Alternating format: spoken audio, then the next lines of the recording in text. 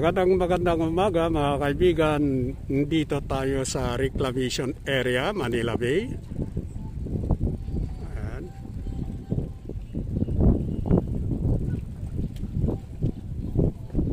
Wala tayong nakikitang gumagawa dahil nga nahinto mga kaibigan itong pagtatrabaho talaga rito sa reclamation.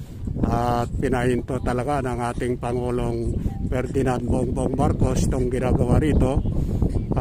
Maraming bagay na pag-uusapan muna bago ipagpapatuloy itong ginagawang reclamation dito sa Manila Bay mga kababayan. Kaya wala tayong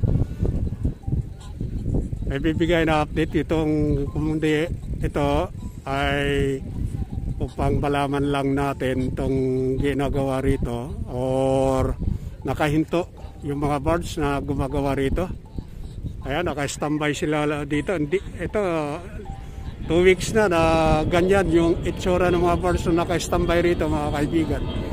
Kaya halos mag-iisang buwan na yung pag-stop ng trabaho rito. Yan, nakaintabay ng ating mga kababayan dito sa seaside mismo ng Mall of Asia.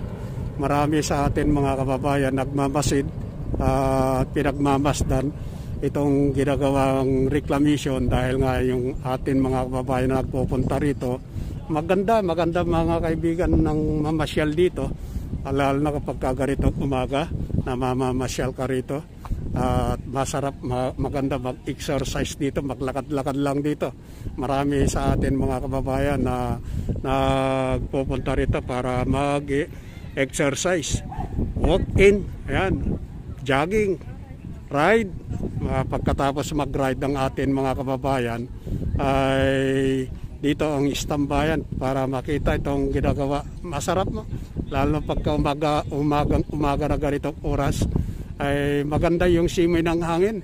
Kaya marami sa atin mga kababayan na mamasyal pagka umaga.